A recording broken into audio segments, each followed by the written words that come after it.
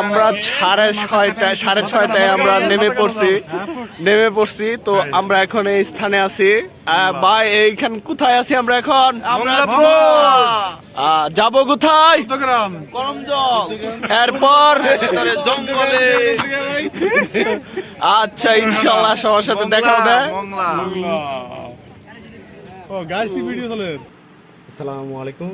আমাদের যাত্রা ছিল এবারে সুন্দরবনের সৌন্দর্য দেখার জন্য। তো আমরা প্রথমে নেমে পড়ি পূর্বের হরিণ দেখা শুরু।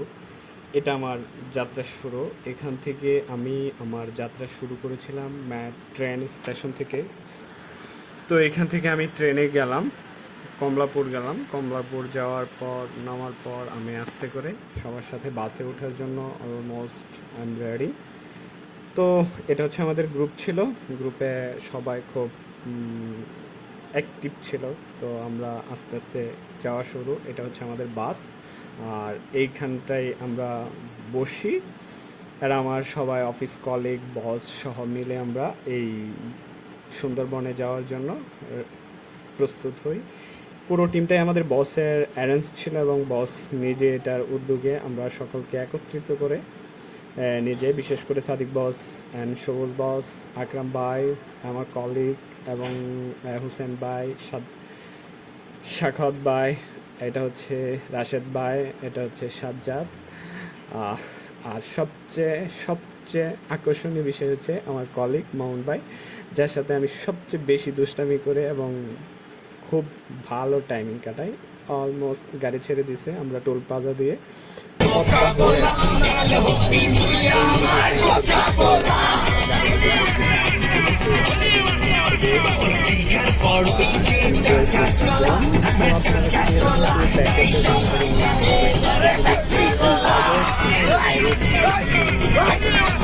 পাবেন। তো আমরা পদ্মার উপর দিয়ে যাওয়ার সময় পদ্মার ভিউ, রাতের সিনারিটা দেখলাম এবং দেখতে দেখতে আমরা এই পদ্মা হয়ে যাওয়ার যে দৃশ্য, সেটি আসলেও ভ্রমণের সবচেয়ে সুন্দর দৃশ্য আমার কাছে মনে হয়েছে এবং আমার কাছে ভালো লেগেছে। তো দেখার পরে রাত্রের বেলা বিরতি ছিল, যেখানে আমরা এখানে খাবার খেয়েছিলাম। আমরা শীতকালে গিয়েছিলাম, আজ থেকে প্রায় আরও 2 মাস বা 3 মাস আগে গিয়েছিলাম। তো তখন আমরা যাওয়ার জন্য রেডি হই এবং এইখানে আমরা নাস্তা করেছিলাম। তো সবাই নাস্তা টাস্তা করলাম এবং খুব কোয়ালিটিপূর্ণ টাইম কাটালাম। টাইম না, বাট এটা হচ্ছে যে সবার জন্য নাস্তা রেডি হয়ে গেল। এক একজন এক এক মোড, এক এক জনের এক এক রুচির খাবার, রুটি, এবং আমাদের সাথে ছিল রুটি এবং খাওয়া। দেন আমরা নেমে গেলাম। আমাদের এইখানটাতে নামায় দিল, যেখানটা সুন্দরবনে যাওয়ার জন্য টলার স্টেশন। তো এই টলার স্টেশন থেকে আমাদের এখন যাইতে হবে করমজলে। আমরা সাড়ে ছয়টায় আমরা নেমে পড়ছি তো আমরা এখন এই স্থানে আছি। ভাই এইখান কোথায় আছি আমরা এখন যাবো কোথায় এরপর জঙ্গলে। আচ্ছা ইনশাল্লাহ সবার সাথে দেখা হবে।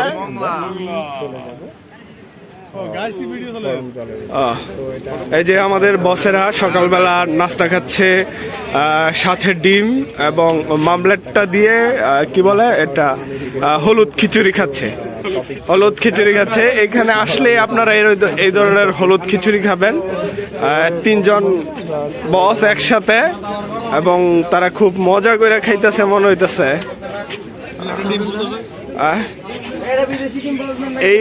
এই খাবার মনে হয় এলাকাতে বাইন্দা বেড়ে লোক খাইতো না, কিন্তু এখানে ঠেকাই বেড়ে খাইতেছে।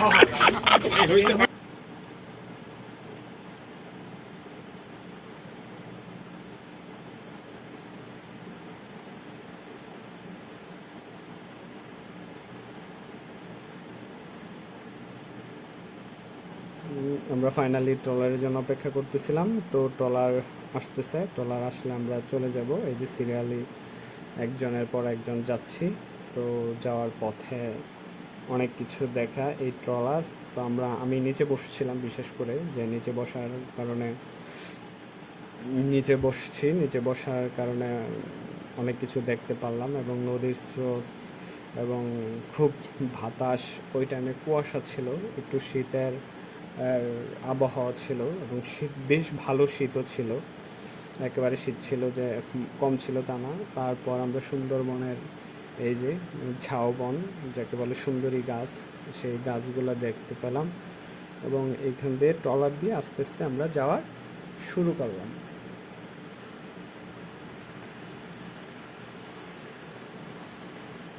ফাইনালি আমরা এক একজন করে নামতেছি। নামার পরে আমরা চলে যাব গরম জলের উদ্দেশ্যে।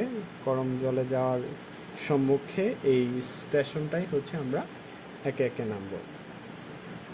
তারপর আপনাকে স্বাগতম জানাবে করম জলের সৌন্দর্যের বিষয়। এখানে বিভিন্ন রকমের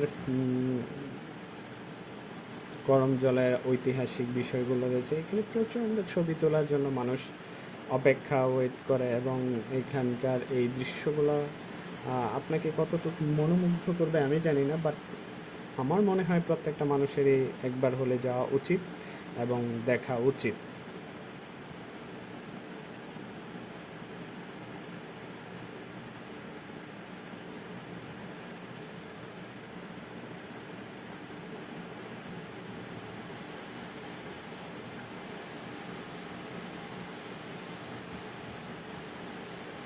তথ্য কেন্দ্র, এখানে কিছু কুমির ছিল, এবং দেখতে দেখতে কুমিরগুলো দেখলাম। দেখার পরে ছোট ছোট কুমিরের বাচ্চা। তারপর চলে গেলাম আমরা সামনের দিকে, এবং সামনের দিকে আগাতে আগাতে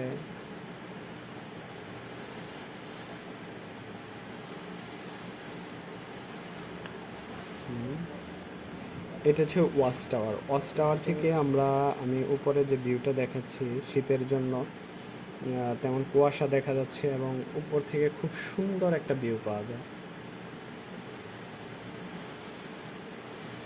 এখানে বাচ্চাদের ছোট ছোট খেলনা জিনিস, বড়দেরও বিভিন্ন জিনিসপত্র পাওয়া যায়, তবে প্রচুর দাম। আমার মনে হয় এখান থেকে অ্যাভয়েড করাটাই উত্তম।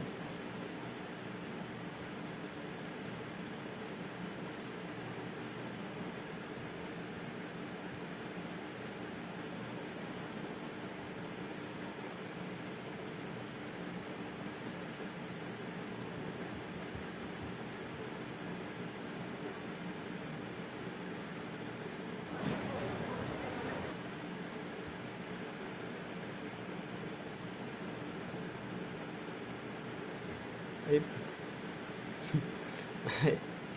এই সবচেয়ে ভালো লাগবে আপনি যখন এই বানরগুলা দেখবেন, এবং বানরগুলা এতই ক্ষুধার্ত, আপনি যদি একবার এদেরকে খাবার দেওয়ার জন্য আগ্রহ দেখান, তাহলে এরা আপনার কিছুই ছাড়বে না।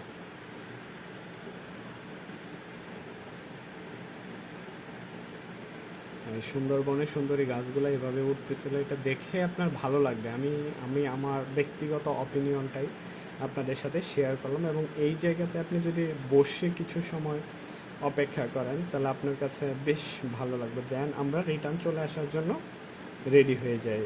আর এইখানটাতে আসার সময় সবচেয়ে ভালো লাগবে আপনি নদীর দিনের বেলা যখন দুপুরের দিকে আসবেন, তখন এই বিকেলের সূর্যাস্তের সাথে এর আবহাওয়া এবং এর মানে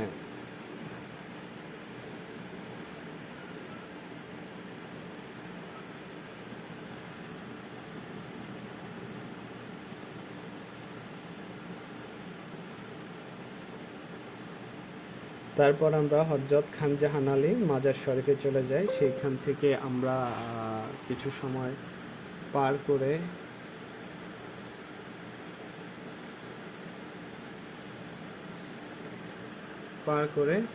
এখানটা ঘুরে ফিরে দেন আমরা রিটার্নের জন্য চলে আসার জন্য আমরা রেডি হয়ে যাই। এই খানজাহান আলীর এখানে এই যে মাছগুলো দেখতে পাচ্ছেন, এগুলো স্বচ্ছ মাছ, এবং এইখানকার মাছগুলোকে আপনি 20 টাকা দিয়ে খাবার দিয়ে এরকম দিতে পারবেন, এবং মাছগুলোকে হাতে স্পর্শও করা যায়, যদিও এখানে নিষেধাজ্ঞা আছে, বাট এটা করবেন না আপনারা কেউ, এবং দেখবেন সবার ভালো লাগবে।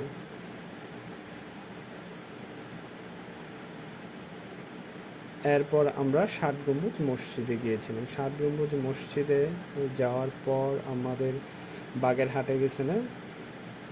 বাগেরহাটের এই ষাট গম্বুজ মসজিদটা দেখলাম এবং এইখানকার পরিবেশ এবং সবচেয়ে সুন্দর বিষয়টা হচ্ছে একসাথে অনেকগুলো জায়গায় ঘুরতে যাওয়া যায়। এই ঘোরার প্রয়াসটাই আপনাকে সুন্দর এবং